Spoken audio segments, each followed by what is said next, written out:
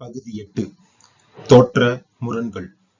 ஹோட்டல்களில் வாகனங்களை பார்க்கிங் செய்பவராக இருப்பதன் முக்கிய பயன் மிக அரிதான வாகனங்களை ஓட்டும் வாய்ப்புகளை பெறுதலே ஆகும்.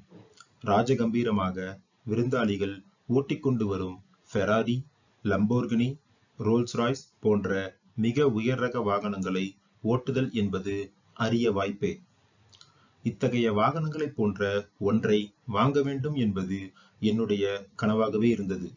ஏனென்றால் என்னுடைய எண்ணப்படி அது நான் சாதித்து விட்டதற்கான குறியீடாக மற்றவர்களுக்கு தென்படும் என்பதால் மட்டுமே. மற்றவர்கள் நான் ஒரு திறமைசாலி, செல்வந்தர், உயர்ந்த ரசனையுள்ளவர், முக்கியமானவர் என எண்ணுவார்கள் என்று நான் நினைத்தேன். இதில் முரண் என்னவென்றால், மிக அரிதாகவே நான் அந்த வாகனத்தை ஓட்டிக்கொண்டு வரும் நபர்களை கவனித்திருக்கிறேன்.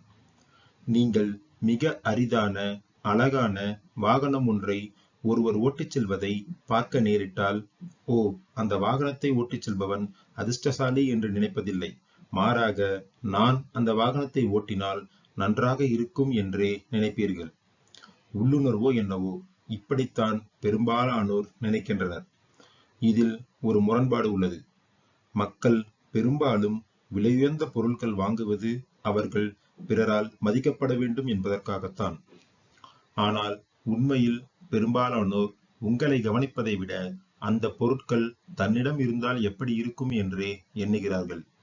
அவர்கள் உங்களிடம் உள்ள பொருட்களை அவர்கள் அடைய விரும்புகிற இலக்குகளாக மாற்றிக்கொள்கின்றனர்.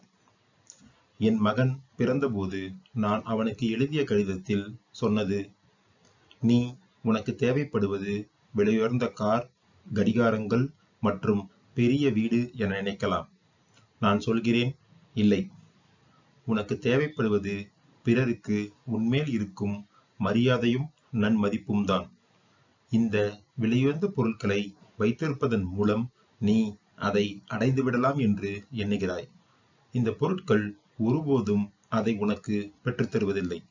குறிப்பாக நீ யாரிடமிருந்து மரியாதையையும் நன்மதிப்பையும் எதிர்பார்க்கிறாயோ அவர்களிடமிருந்து.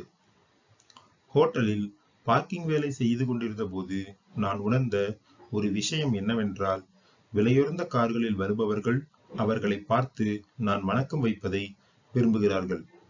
ஆனால் அவர்களுக்கு தெரியுமா என்று தெரியவில்லை, நான் அவர்களை கண்டுகொண்டதே இல்லை என்று. நான் வணக்கம் வைக்கும்போது கூட நான் அந்த கார் வைத்திருந்தால் எப்படி இருக்கும் என்றுதான் எண்ணிக்கொண்டிருப்பேன்.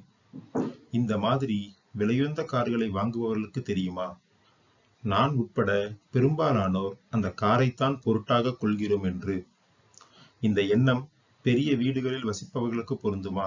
நிச்சயமாக. நகை மற்றும் விலையுயர்ந்த ஆடைகள் வைத்திருப்பவர்களுக்கு ஆம்.